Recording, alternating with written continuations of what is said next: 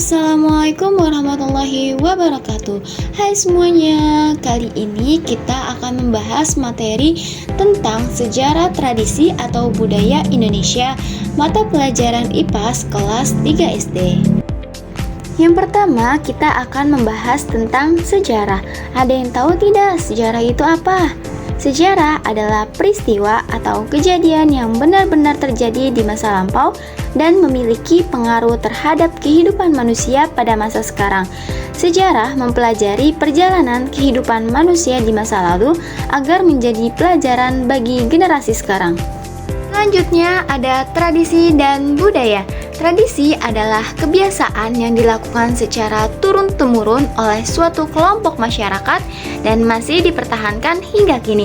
Sedangkan budaya atau kebudayaan adalah segala hasil cipta, rasa, dan karsa manusia yang berkembang dalam masyarakat. Banyak sekali tradisi yang tersebar di daerah Indonesia. Di sini ada beberapa tradisi yang tersebar di daerah Indonesia. Salah satunya ada di Dieng, Jawa Tengah, di Banyuwangi, di Nias, dan juga di Papua. Selanjutnya kita akan membahas tentang contoh tradisi yang ada di Indonesia. Yang pertama ada Ruatan Dieng yang ada di Jawa Tengah.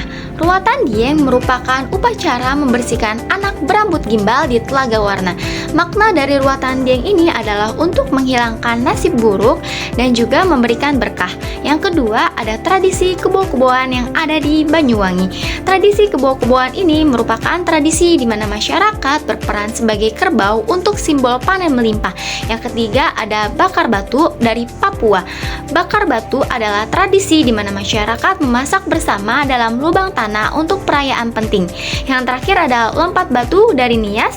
Lompat batu adalah ritual kedewasaan pemuda dengan melompat batu setinggi 2 meter. Untuk lebih mengetahui tentang tradisi budaya di Indonesia, bisa simak video berikutnya ya. Yang pertama ada tradisi Ruatan Dieng dari Jawa Tengah. Tradisi Ruatan Dieng adalah ritual adat sakral untuk memotong rambut gimbal pada anak-anak dengan tujuan membersihkan mereka dari malapetaka atau sekuker.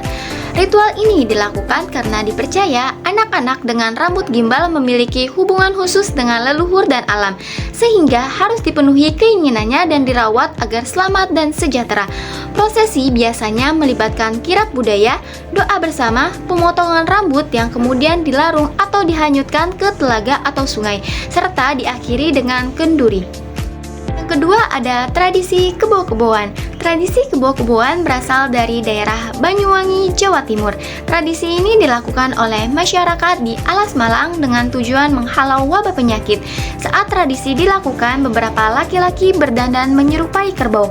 Mereka akan melakukan atraksi serupa dengan kerbau. Salah satunya adalah membajak sawah. Tidak ada kerbau betulan yang terlibat dalam keseluruhan upacara. Yang ketiga ada tradisi bakar batu. Tradisi bakar batu adalah tradisi yang dilakukan masyarakat daerah Pegunungan Tengah di Jayawijaya, Papua. Bakar batu artinya memasak makanan dengan membakar batu-batu. Caranya dengan menggali lubang di tanah, lalu meletakkan batu-batu yang sudah sangat panas di dalam dan di dinding galian tersebut. Sayur, umbi-umbian, dan daging diletakkan di tengah-tengah. Kemudian, tumpukan tersebut ditutup dengan batu panas dan dibiarkan beberapa jam sampai matang.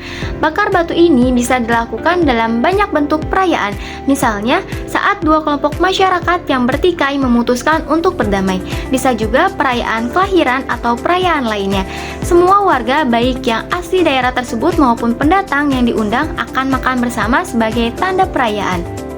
Yang terakhir ada tradisi lompat batu dari suku Nias. Lompat batu suku Nias yang dikenal sebagai Fahombo atau Hombo Batu adalah tradisi melompati tumpukan batu setinggi sekitar 2 meter. Tradisi ini merupakan ritual kedewasaan bagi pemuda Nias yang melambangkan keberanian, kekuatan fisik, dan martabat. Dulu berfungsi sebagai pelatihan prajurit. Kini tradisi ini menjadi simbol kebangsaan, warisan budaya, dan atraksi wisata. Selanjutnya ada cara terbentuknya tradisi. Yang pertama, kebiasaan-kebiasaan yang diteruskan. Contohnya membuat ketupat saat lebaran. Yang kedua, peristiwa bersejarah. Contohnya upacara mengenang pahlawan. Yang ketiga, warisan leluhur. Contohnya cerita rakyat atau teknik membatik turun-temurun yang diwariskan dari generasi ke generasi. Selanjutnya ada nilai-nilai dalam tradisi. Yang pertama ada nilai persatuan, contohnya Bhinneka Tunggal Ika. Yang kedua nilai gotong royong, contohnya ada tradisi kebo-keboan di Banyuwangi. Yang ketiga nilai kebersamaan, contohnya tradisi bakar batu di Papua. Yang terakhir nilai penghormatan pada alam, contohnya ritual ruatan dieng yang ada di Jawa Tengah. Yang terakhir ada kesimpulan. Kesimpulan dari materi ini adalah tradisi, kearifan lokal, dan budaya adalah aset berharga bagi bangsa Indonesia. Pelestarian warisan budaya membutuhkan kerjasama semua pihak.